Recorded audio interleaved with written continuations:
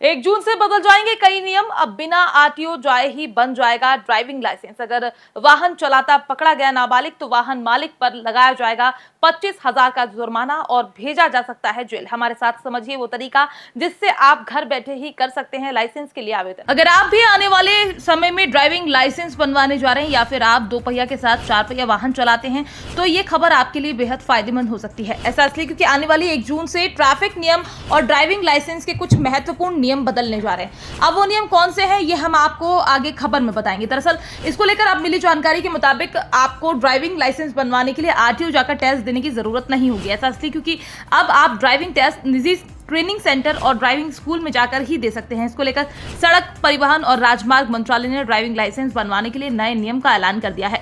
ये नियम 1 जून से लागू होने की बात कही जा रही है। इस नए बने नियम में 3 महत्वपूर्ण बदलाव किए गए हैं और इन्हीं बदलाव का परिणाम रहेगा कि अब नए ड्राइविंग लाइसेंस बनवाने के लिए आरटीओ में चक्कर नहीं लगाने पड़ेंगे। इसको लेकर मिली जानकारी के मुताबिक 1 जून 2024 से प्राइवेट ड्राइविंग ट्रेनिंग सेंटर में जाकर टेस्ट दिया जा सकेगा।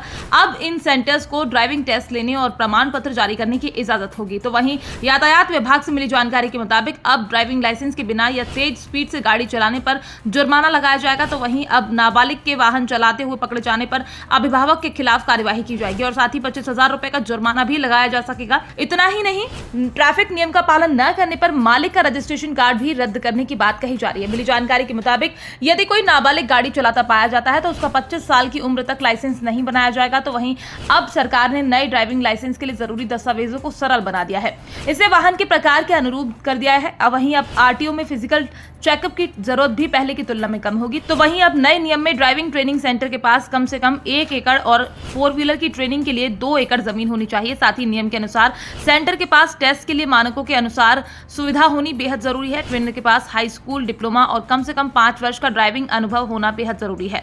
इतना ही नहीं, ट्रेनर को बायोमेट्रिक और आईटी सिस्टम चलाने का ज्ञान होना भी बेहद जरूरी है। तो वहीं अगर बात करें कि आप लर्नर ड्राइविंग लाइसेंस के लिए आवेदन कैसे कर सकते हैं तो इसको लेकर जानकारी मिली है। इसके लिए सबसे पहले आपको गूगल पर सारथी.परिवहन.gov.in पर जाना होगा और फिर उसके बाद आपको अपने प्रदेश का चुनाव करना होगा। फिर अप्लाई फॉर लर्नर लाइसेंस पर क्लिक कर एप्लीकेशन फॉर्म सावधानी पूर्वक भरना होगा और फिर दस्तावेज और फीस स्लिप के साथ तय तारीख पर आरटीओ जाना होगा। अब लर्नर लाइसेंस जारी होने के 1 महीने बाद परमानेंट लाइसेंस का आवेदन कर परमानेंट लाइसेंस बनवा सकते हैं। फिलहाल लर्नर लाइसेंस की वैधता 6 महीने तक होती है। आपको बने इस नए नियम को लेकर क्या लगता है? क्या ये नए नियम लोगों को सुविधा दे सकेंगे या फिर नहीं? इसको लेकर आप अपनी राय हमारे साथ कमेंट बॉक्स में लिखकर साझा कर सकते हैं।